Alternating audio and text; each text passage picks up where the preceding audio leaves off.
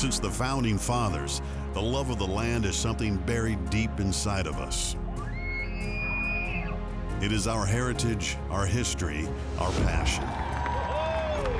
And we are its greatest stewards.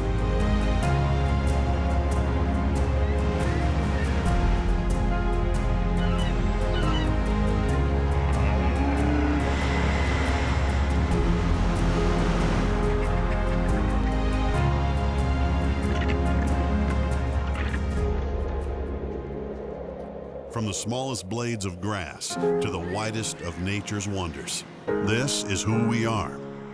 This is Hayden Outdoors Life on the Land.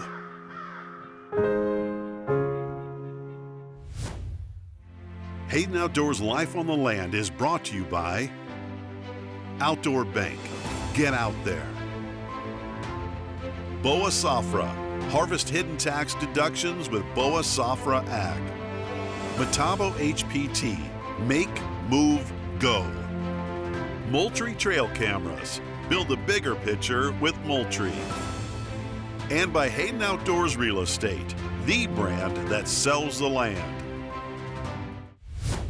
Welcome to Hayden Outdoors Life on the Land. I'm your host, Alan Treadwell. On this week's episode, we're headed up to Montana to look at a property that borders the Gallatin National Forest.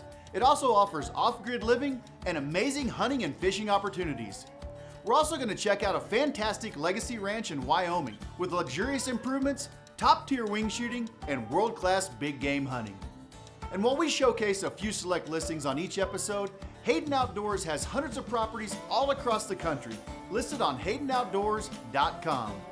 This week, the Hayden Outdoors crew heads to the TZ Ranch in Colorado to pay Ty Rinaldo a visit, as he's going to show us in great detail how he trains and prepares bucking bulls for their rodeo careers.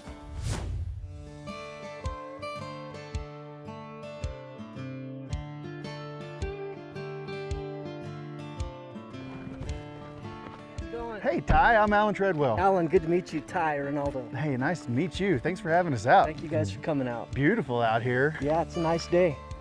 Looks like you got some bulls down there in the pen. That's what we came to see. Got some bulls loaded and talk about a few things and show you some things, and we're excited. What do you got going on? Like, what's your main thing? Is it just bucking bulls? We just have bucking bulls, yes sir. Just been around it all my life, and my dad and my grandpa kind of taught me how to be around them and how to treat them, and had good learning growing up, and just decided to keep them along the way and sure have fun with them. Ty and his team are dedicated about what they do. I'm excited to meet them and learn more about how they work with these bulls. I'm Carissa. Carissa, Yeah. Alan Treadwell. Nice to meet you. Jeremy, Nice to meet you. pleasure to meet you. How you doing? Tim. Tim? Tim Brown. Alan Treadwell, nice to meet you, Tim. Thank you guys for having us out, coming out and being here. How many rodeos a year are you guys taking bulls to?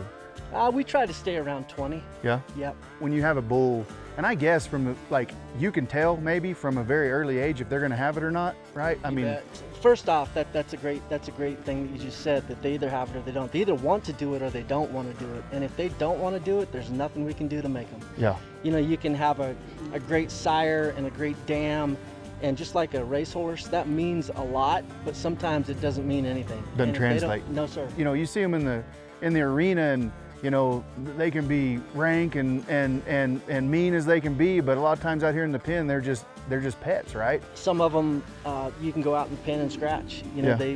they know you're coming, and they kind of stretch out a little bit so you can scratch their back and their shoulders. But some of them you don't, you know, just like anybody, you know, don't get close. Some Yeah. of them you don't want to get close to. Yeah. Yep. Once they get in that buck and shoot, they Yep. know Or their job. I mean, when they get on the trailer, they know what's Yeah. going on, and Kind of like a hunting dog at the house, and they're just as calm as they can be till you go get your camouflage, and Yep. then they're ready to go, right? Yes, sir. These bulls are treated better than any cattle probably across the country. I mean, they're fed good, they're taken well care of. I mean, they're treated like you said, like athletes, and the animals are half the show, right? I mean, without the cowboys, without the animals, you don't have the show, and a lot of times the animals are treated better than the cowboys and cowgirls are. They're kind of like our dog or our pet, you know, when they get sick, and we treat them for injuries and sickness, and take care of them, and they're part of our family, and we love them and treat them like that. Well, the one thing I wanted to mention too is, like, for those folks that don't think that the animals are just as important to the rodeo as the cowboys and cowgirls, like when you watch the buckle ceremony at the NFR, you got the contractor and the cowboy or cowgirl both getting a buckle there, so they're as equally important, you know. So this stuff that you're doing back here to be able to put on that show, you know, it's an important part of the process. Well, we're glad you're here. We appreciate you being here to show this part of it. You know, Yeah. City people that just go for a weekend rodeo, they don't really understand. They have no idea where the bulls come from, how they arrive at the event. They just know it's a rider and a bull, they're usually rooting for the riders. But I think as time passes, we're getting more and more people rooting for the bulls. I mean, there's some bull names that a guy can pull out of his hat that over the years have been pretty famous, and there's some out there today that when they get in the buck and shoot, I think there's more people rooting for the bull than the cowboy on them. Yeah. I'm ready to watch this team in action as they get the bulls into the chutes and prepare to buck a cowboy into outer space. This segment of Hayden Outdoors Life on the Land is brought to you by Outdoor Bank. Get out there. This segment of Hayden Outdoors Life on the Land is brought to you by BOA Safra. Harvest hidden tax deductions with BOA Safra Ag. And now we're headed down to Campbell County, Wyoming, to check out a tremendous legacy ranch listed by Hayden's own Dax Hayden, the Steiner Ranch.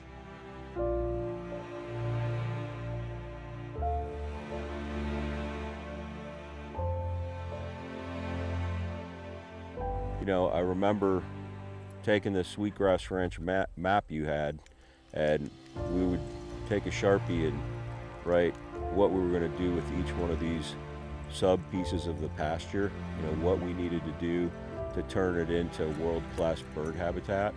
And I basically just followed that roadmap. We've really put our heart and soul in this place. We live here 365 days a year, and we're very proud of it. You should be. It's phenomenal. We're standing here looking at the bighorns across the whole ranch and the timber. Some of the best ponderosa pines I've ever seen. Elk hunting, your bird operation is Orvis endorsed and world class. The guys we were just watching shoot were having an amazing time, and I know when we came out and shot, it was a really great time. When we saw this place, I mean, you made the comment, a couple comments that have stuck with me over the whole time we've owned it. You said, this is the elkiest looking place I've ever seen. Also, you said it's 5,000 acres that lives like 20,000 acres. Every day when I drive the ranch, I see a mule deer buck or a bull or something, or turkey, a group of turkeys that I hadn't seen before. And foremost, this is proven to be a world-class hunting ranch. We've devoted a tremendous amount of time and effort into developing the bird shooting here, and I would put our bird shooting operation up against any other bird shooting operation in the country. The diversity of our terrain, the quality of our birds, the food, the accommodations, they're all world class. The improvements, Rick, on this place are the best I've ever been in. I've been everywhere. I've sold a lot of properties, some major properties with major improvements, and I've never seen improvements like what's here. They were tremendous when you got here, and then what you and Deirdre have done to them and added to the property is just amazing. Thanks. Yeah, the improvements, as you said, they exceed anything I've ever seen on any ranch. The lodge is absolutely 6-star construction. The owner's residence is 6-star construction. The barns and riding arena, all the facilities are just as good as it gets, and you know, everything perfectly maintained. And you know, combine those facilities with the scenery that surrounds you, and it's just an incredible experience. So we're here just north of Gillette, about 45 minutes north of the airport at Gillette. From the standpoint of northern Wyoming, this is kind of the western edge of the Black Hills.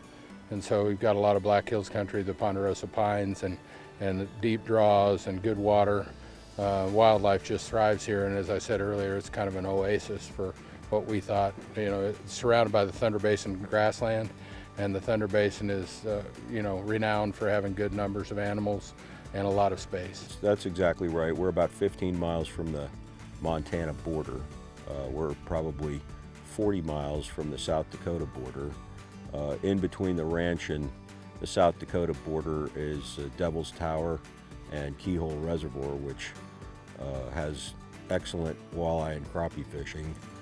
The Gillette-Campbell County Airport is, like you said, 45 miles away, or 45 minutes away. It's about 35 miles, and it's serviced by United Airlines. So, and Gillette is a really strong town. You can get anything you need in Gillette, and the location has just turned out to be a really, really good location. Again, thanks for having us. Yeah, no, pleasure to have you out to see what has truly been a labor of love. And you've got all of it done and then some, so it's a real, you guys should be proud. We are. Thanks for coming back. Yeah, it's good to see you again. This segment of Hayden Outdoors Life on the Land is brought to you by Moultrie Trail Cameras. Build the bigger picture with Moultrie. This segment of Hayden Outdoors Life on the Land is brought to you by Metabo HPT. Make, move, go. Now we're headed to Sweetgrass County, Montana to visit a property listed by agent Mike Sedgwick, Upper Deer Creek Ranch.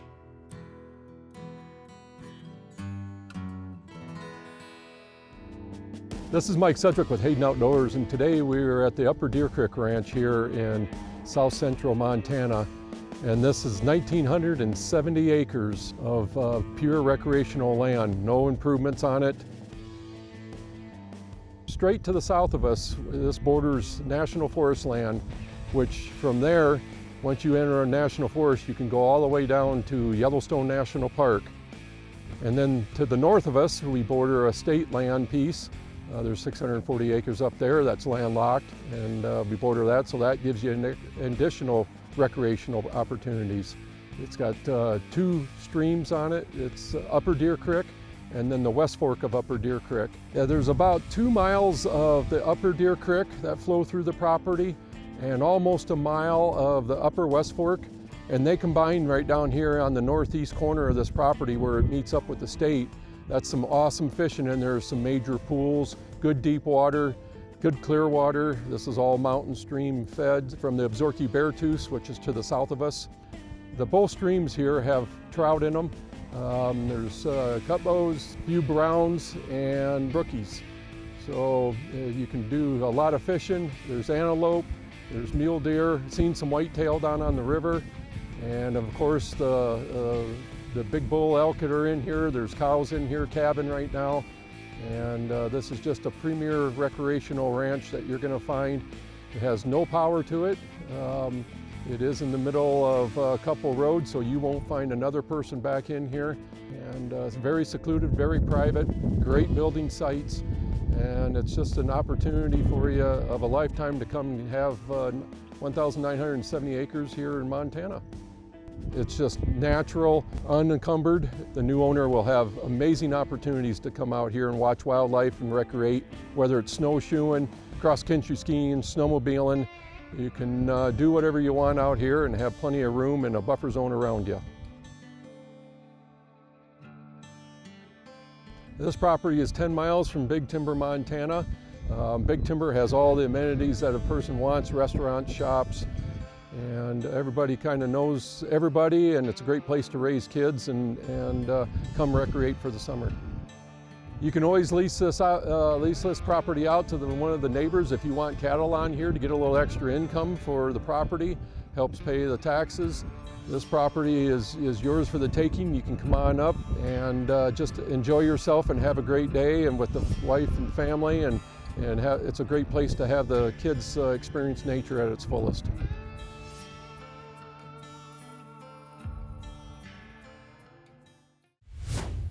This segment of Hayden Outdoors Life on the Land is brought to you by Hayden Outdoors Real Estate, the brand that sells the land.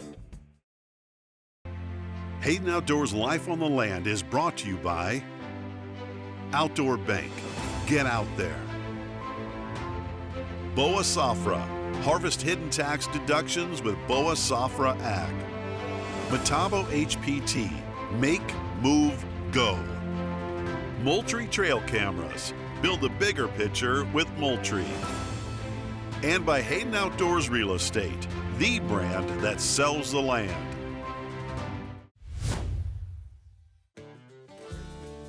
The first thing Ty's showing me is exactly how to tie the flank gear onto the bull in the chute. This is the flank that we use. Let's go in the arena, I'll show you how we put it on them. Okay. You just gotta kind of be slow and easy around them and let them know you're coming, and just drop that down one side. And these bucking chutes have this little area right here that you can reach down and grab it so you don't get your arm broke. Pull it through, and then as he's standing here, we just kind of put a little slip knot in it right there, and it's loose, and let it hang.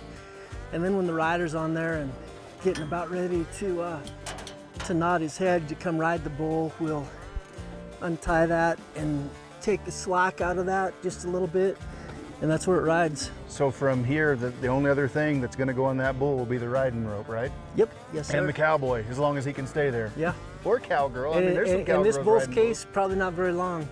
Pretty rank little bull. He really is. When you put bulls in an event at the PBR level or PRCA level, you give them the bull's number, you give them the number, the name, and the delivery. That's all they need. So when they're coming out of a chute, they're coming out of the chute that's gonna give them the best chance to put on the best And that's what I performance. do here. I run them first, young bulls, I run them out in the arena, exercise them, even in here. And you can tell if a bull takes a right-hand lead easier or a left-hand lead easier. Is that kind of like, I'm right-handed, my buddy's left-handed type Exactly. of deal? Yep. Are there bulls that are ambidextrous that can do it either way? Oh yeah, there's bulls. There's bulls you can buck out of a left-hand delivery and you have no idea what they're gonna do. In certain rodeo events, bull riding being maybe the top one, you're based on judges. Like, is it pretty even, or do you get? I guess I care, but it's not my main priority. You're just watching the bull You to make bet. sure the bull and does what he does. I don't really listen to the score. I mean, after the event, I'm asking people, hey, what'd you score on that bull? Oh, 89. I'm like, cool. Man, I just want them to do their best and the rider to do his best, everybody to be safe and go to the next one. That's awesome. That's an awesome answer. With the bull loaded in the chute, it's time to see him in action, up close and personal.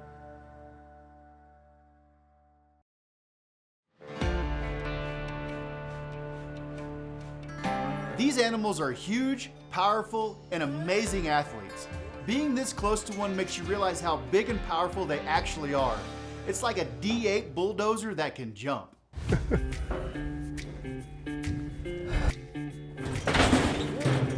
This is a remote control dummy, and it's got a box here. It's got a pin inside the box. This hooks in it, and you push the pin when you want it to come off the bull. It releases this and flies off the bull. It's a kind of a confidence builder and kind of a trainer for these bulls. We'll undo this first, and then just step back there, and when I say go, just this will unlatch it and just pull it open. Okay guys, go ahead. Ready? Yes, sir.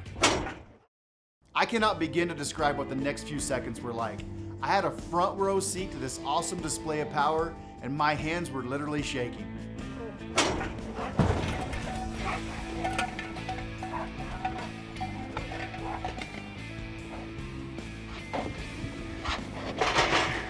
I was shaking. That was cool. Definitely made my knees a little wobbly. That's cool. Good job on the gate, man. Nobody died. That's all that matters, I think. My job was just to pull this and get out of the way, and my legs are weak from that. That's an adrenaline rush for sure. Like, assess that ride. Like, what did you see when it come out? He kicked good, a couple jumps, and kind of had a hop skip to him, which, you know, likes to drop guys down on his head and makes him a little harder to ride. Usually he's right there close.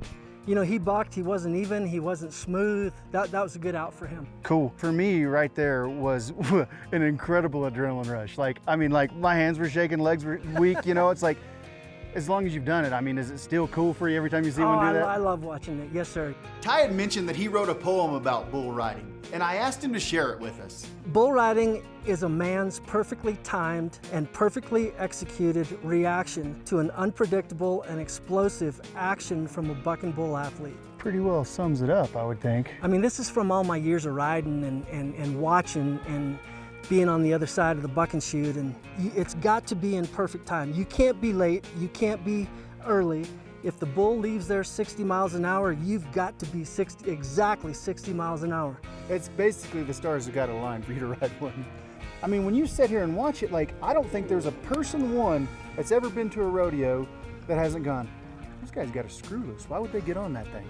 You know what I mean? Like what's the mentality to keep doing it? Is it the adrenaline rush? Is it the... You break into it, you build your confidence, and you love going. I mean, you go to the Houston Astrodome and you're riding in front of thousands of people, and that was by far the scariest thing for me, was looking at all those people. Getting on the bull wasn't that bad. It's just like, holy smokes, look at all these people. It's got to kind of be in your blood to do it, doesn't it? Yeah. You got some folks here with us today that are partners on some of your bulls, and like just your mentality, being able to pass that along. And like the one thing they've all said is, Ty will answer any question we got, no matter how dumb it is, to help us along the way. No, So I know you're giving back to, one. I know you're giving back to what this sport's given you, and that's amazing to see. And I appreciate the time you gave us today. We appreciate you Thank guys. you so Thank much. you all.